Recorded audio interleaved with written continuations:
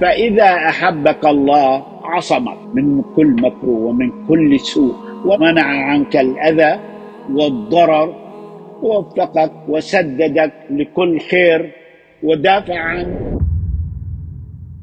إن الحمد لله نحمده ونستعينه ونستهديه ونستغفره، ونعوذ بالله من شرور أنفسنا ومن سيئات أعمالنا. من يهد الله فهو المهتدي، ومن يضلل فلن تجد له وليا مرشدا.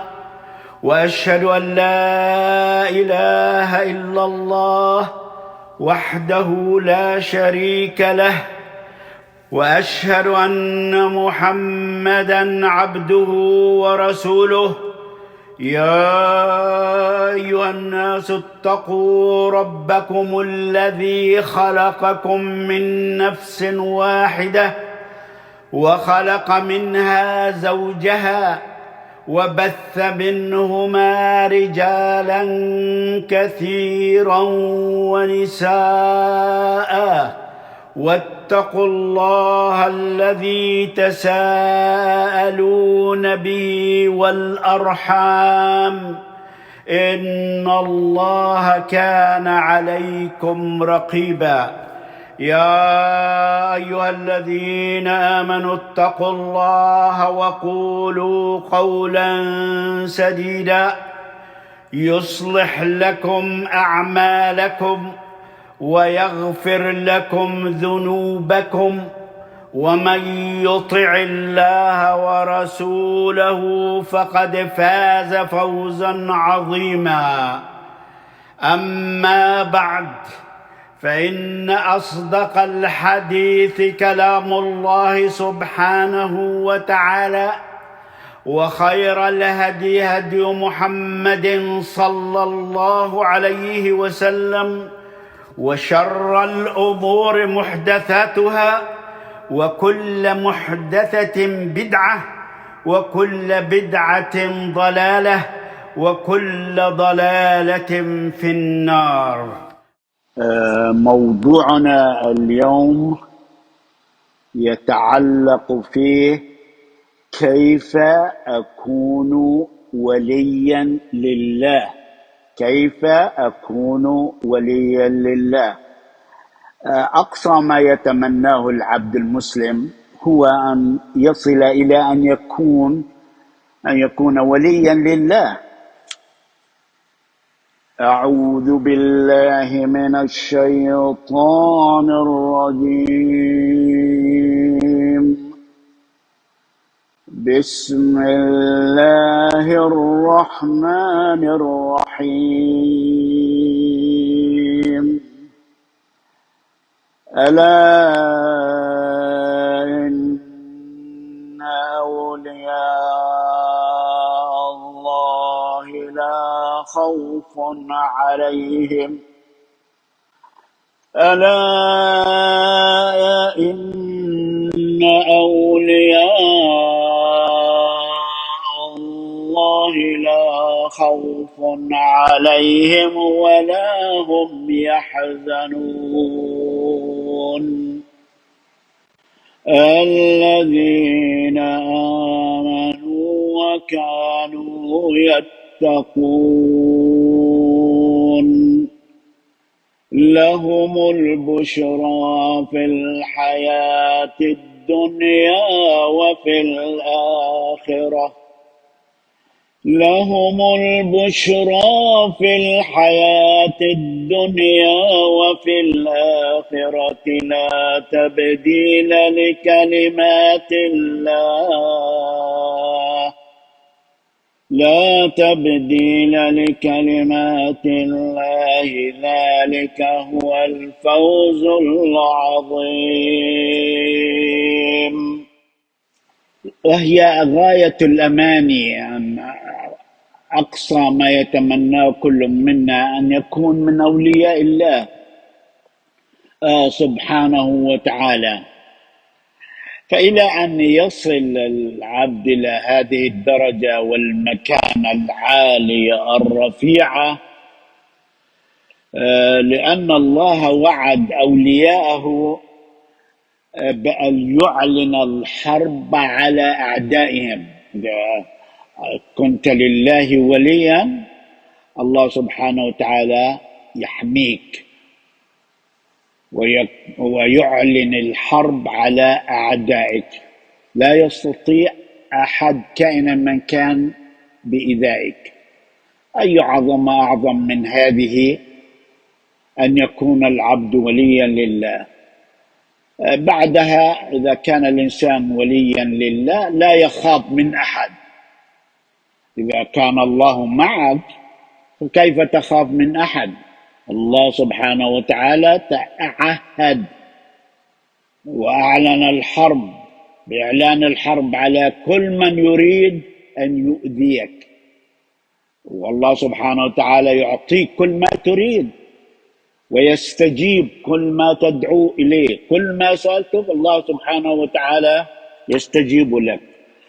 قال الله تعالى في الحديث القدسي، حديث قدسي قاله الله سبحانه وتعالى: من عادى لي وليا فقد آذنته في الحرب، وما تقرب عبدي لي بشيء أحب إلي مما افترضته عليه، وما يزال عبدي يتقرب إلي بالنوافل حتى أحبه، فإذا أحببته كنت سمعه الذي يسمع به، وبصره الذي يبصر به، ويده التي يبطش بها، ورجله التي يمشي بها، وإن سألني لأعطينه،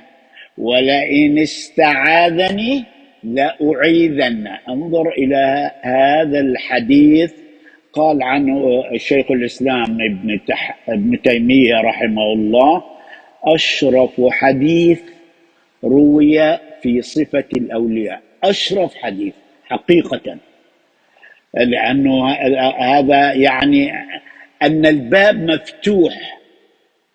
الباب مفتوح لكل إنسان يريد أن يكون من أولياء الله.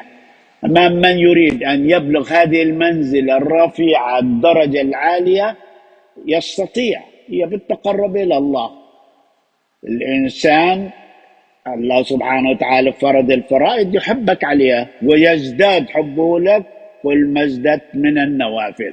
النوافل إذا قلت سبحان الله هذه من النوافل، صليت ركعتين سنة هذه من النوافل، صمت الخميس هذه من النوافل، صمت الاثنين هذه من النوافل، عملت حج ثاني هذه من النوافل.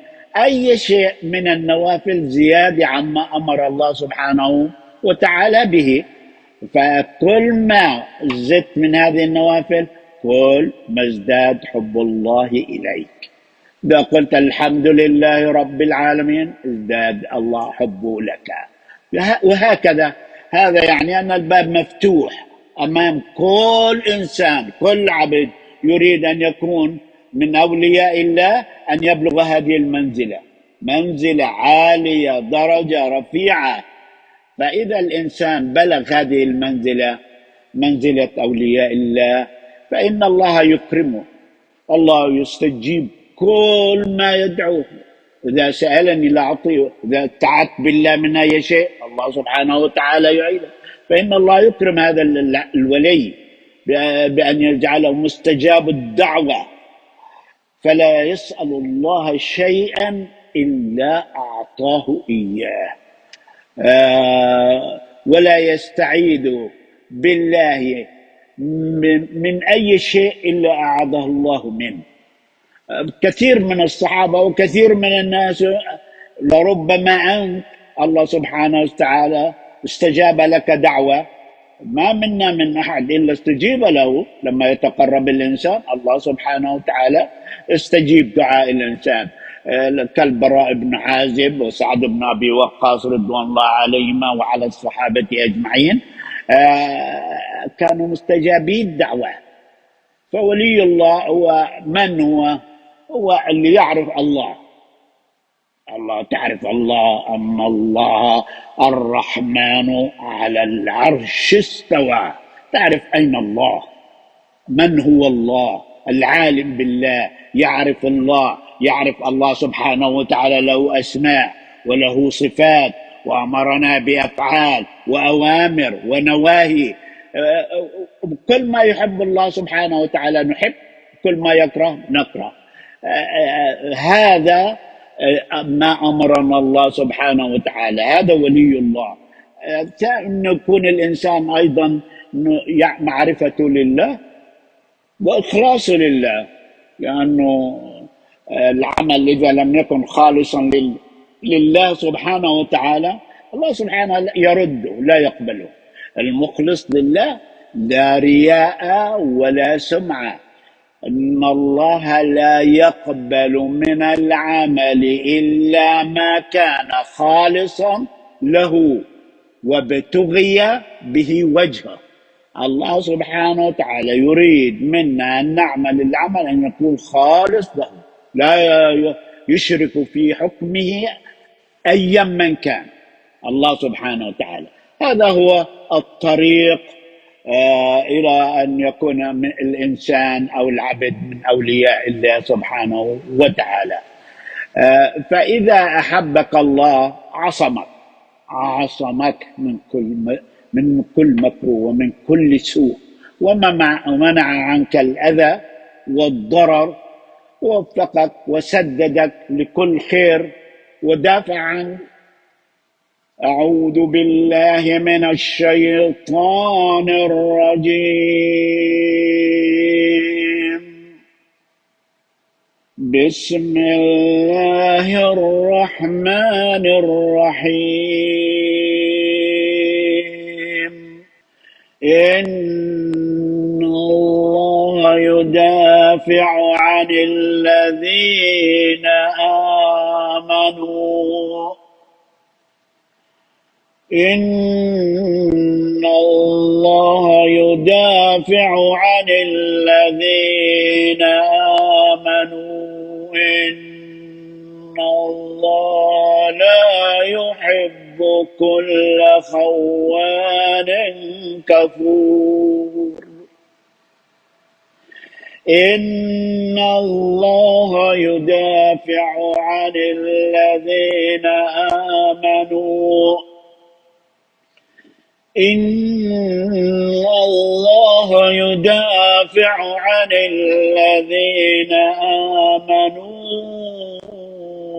إن الله لا يحب كل خوان كفور. اللهم أرنا الحق حقا وارزقنا اتباعه، وأرنا الباطل باطلا وارزقنا اجتنابه. اللهم اجعلنا هداة مهتدين غير ضالين ولا مضلين.